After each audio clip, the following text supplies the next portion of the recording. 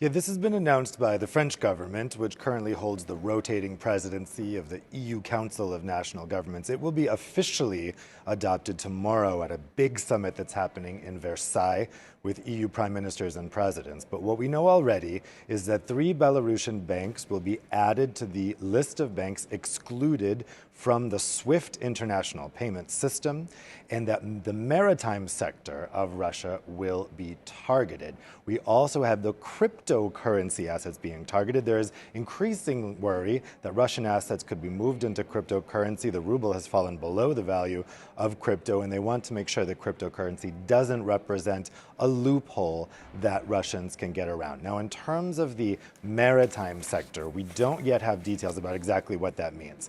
I'm being told that the EU is not yet ready to take a decision to ban all Russian ships from EU ports, a decision which the UK has already taken. There is concern that that would affect delivery of energy supplies or that it could spur retaliation. So I'm told that the details of exactly what they're targeting in the maritime sector are still kind of being worked out before tomorrow, but it's going to involve equipment, material, that type of thing.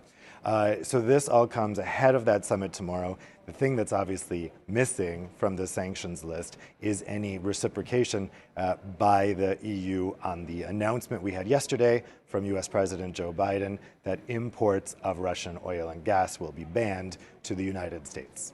And that's what I'm going to follow you up with that question, Dave. Are we likely to see the EU ban Russian oil and gas? We are not likely to see that. Everybody I've been talking to today says that is an extremely unlikely outcome for tomorrow's summit at Versailles. The issue is the EU is just too dependent on that Russian oil and gas, and there is a risk that millions of EU citizens could be thrown into darkness and cold if the EU were to do that. Now, President Biden acknowledged that yesterday in his address to the American people. He said that European allies may not be able to follow on and do the same as the U.S. on this because they're much more vulnerable here. The U.S. imports about 3% of its gas and 5% of its oil from Russia. For the EU, that amount is 45% of gas and 25% of oil. So it would have a huge effect. Now, there have been noises from Moscow today with the Kremlin suggesting that they could cut off energy supplies to the EU in retaliation for the US step. But experts and analysts that I talked to say that's still unlikely because that funding stream is the only thing left funding Putin's war on Ukraine. While the Kremlin says they could sell their oil elsewhere, the only place they could sell it is China. China's going to pay them a very small amount for that. And when it comes to the gas, the pipelines are in the northwest of Russia. They only go to Europe. They cannot get pipeline gas over to China. So analysts say it's unlikely that Russia's going to close the tap. Of course, we never know. Things are very unpredictable right now. But at the moment, Russia desperately needs the money from the oil and gas sales, and the EU desperately needs the oil and gas itself. And it looks like that's going to be how things remain for a time. We have heard from a couple of EU leaders that there have been a flurry of sanctions over the past 2 weeks, and tomorrow's summit is a time to take a breath, to analyze what all these sanctions are going to mean. Maybe next week they could think about energy. They could maybe just do oil since they're less dependent on that than gas. But this summit in Versailles, we are unlikely to see a commitment to ban Russian oil and gas. Dave Keating reporting there from Brussels. Thank you. And joining me now is Gustav Gressel from the European Council on Foreign Relations. Thanks again for your time. I want to ask you, do these latest round of EU sanctions go far enough, in your opinion? Well, if you want to end the war quickly, you have to crash land the Russian economy as hard as you can, because you need to make the Russians feel that there is no way out of this, there's no way prevailing in this, that Russia as a great power in the 21st century, which is sort of the underlying baseline idea for starting this war and conquering further territory, will be further endangered by this military adventure than helped.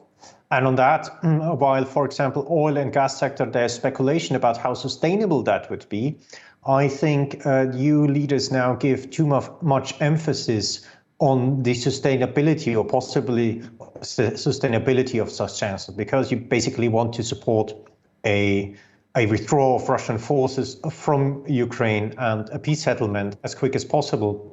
And that will definitely come before the next winter.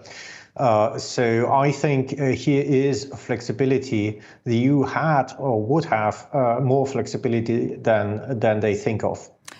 I mean, Dave Keating, our Brussels correspondent, was just saying that he thought it was unlikely that tomorrow's summit is going to agree to sort of impose a ban on Russian oil and gas.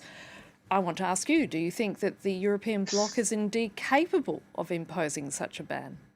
It is capable of doing so. It is capable of subsidizing Russian oil and gas. It would come at a very high price, especially at this time of the year.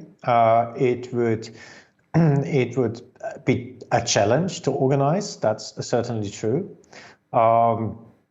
But it is, under extreme circumstances, it is feasible. I think that here again, we will probably see the EU reconsidering that in a couple of weeks, as previously said. It is something that, of course, is very challenging for the EU and something that they wouldn't go in with first. But I think that the last word on this will not be spoken tomorrow in Versailles. I think this debate will continue. How unified is the EU on this issue of sanctions?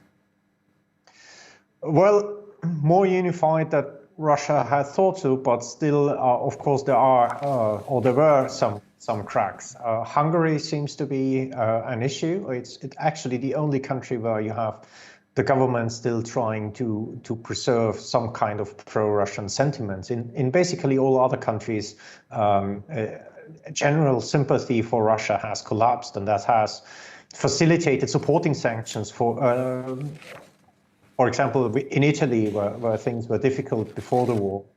But it is, of course, a constant effort. And those countries who had opposed stricter sanctions, they basically are very much isolated on these positions, and there are very few.